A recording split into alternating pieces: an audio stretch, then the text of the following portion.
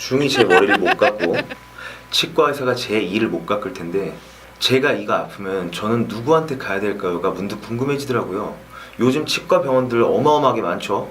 그리고 어느 병원을 가나 의리의리하고 원장님들 양력도 어마어마하고 어느 병원 가야 할지 고민하다가 진료를 결국 미루게 되는 분들 꽤 많으시지 않나요? 오늘은 이에 대해서 저의 견해를 간략히 여러분들과 나누는 시간 갖고 싶습니다. 자, 1, 2, 3, 큐!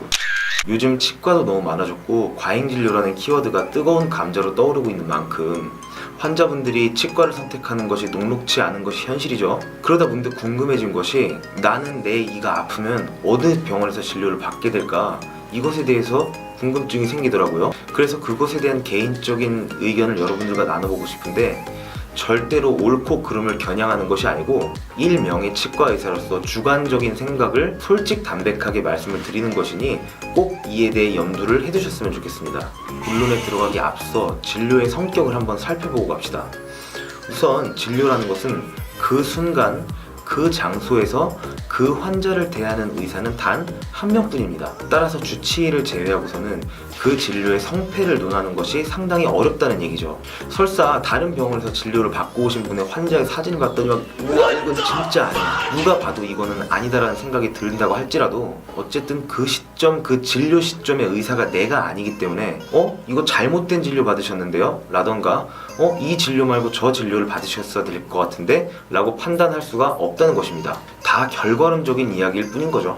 또한 노골적으로 환자분들 앞에서 다른 의사에게 받은 진료에 대해 이 진료는 잘 되었다, 못 되었다라는 평가를 함부로 하지 않는 것이 의료인들 사이에서의 암묵적인 룰입니다. 이런 이유로 어느 병원이 진료를 잘 하냐에 대해서 함부로 속단하는 건 상당히 힘든 일이고 병원을 고려하기에 앞서 저는 제 치아를 치료받는다면 다음과 같은 사항들을 고려할 것 같습니다. 첫째로 고려할 것이 진료 중에 비전문의들이 커버하기 힘든 특성을 가진 진료들이 몇 가지 있습니다. 그런 성질의 진료에 해당하는지를 우선 파악을 해야 할 것 같은데 제 기준으로는 치아, 턱뼈와 관련된 모든 수술, 교정, 아주 어려운 난이도를 가진 신경치료, 어려운 난이도의 발치 등이 이에 해당한다고 볼 수 있습니다. 물론 비전문의도 이런 진료를 보실 수 있는 선생님들이 계시지만 아무래도 광범위한 영역의 진료를 보다 보니 상대적으로 전문의들에 비해서 그런 케이스의 심도 및 수가 떨어지는 것은 사실입니다. 그래서 내가 받고자 하는 진료가 다음과 같은 카테고리에 해당이 된다면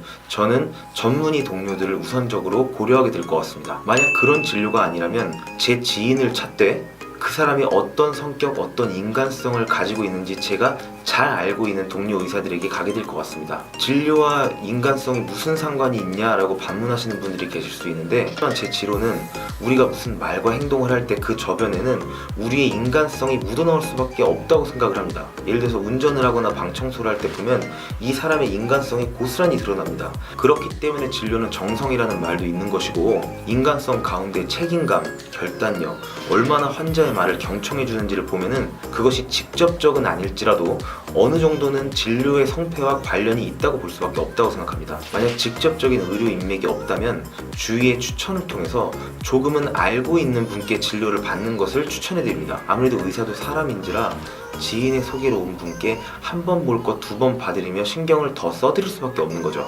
다음 세 번째로 치과 내의 기본 장비, 시설들을 보게 될 것 같습니다.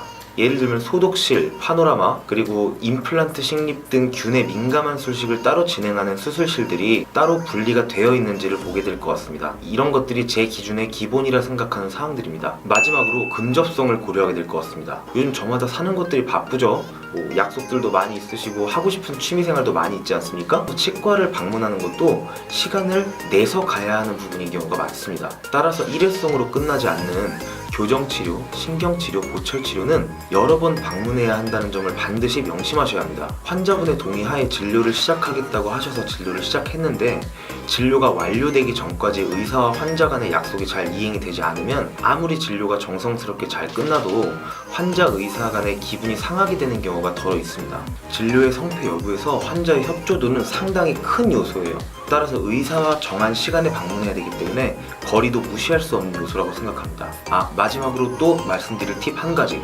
어느 병원이 한 곳에 오래 있는 것, 즉 한 5년 이상 존재해 있다면 저는 그런 병원에 가산점을 주고 싶습니다. 물론 그 전에 병원이 더 잘 돼서 확장 개원을 한다든지 여러 가지 다른 사정이 있는 경우에는 병원을 얼마든지 옮길 수 있습니다. 따라서 병원이 빨리 옮겼다 그래서 나쁜 병원이라고 볼 수 있는 것은 아니지만, 어떤 선생님이 한 군데서 오랫동안 진료를 맡고 계시다는 건 그 지역 주민들을 끌고 가겠다는 일종의 책임감을 보이는 것이라든가 아니면 신뢰를 한 몸에 얻기 때문에 가능했던 일입니다. 따라서 그런 병원은 가산점을 받을 만한 가치가 있다고 생각합니다. 의술은 인술, 즉 사람을 위한 기술이지만 사람에 의한 기술이기도 합니다. 따라서 안타깝게도 100% 선이라는 것은 있을 수가 없기 때문에 여러분들이 제 영상을 보시고 조금이라도 여러분들의 의견을 정하시는데 도움이 되기를 바라며, 더 궁금한 것이 있어서 문의하고 싶은 분이 계시면 여기 보이시는 제 메일 주소로 문의를 주시면 더 정성껏 자세하게 답변을 드리도록 하겠습니다.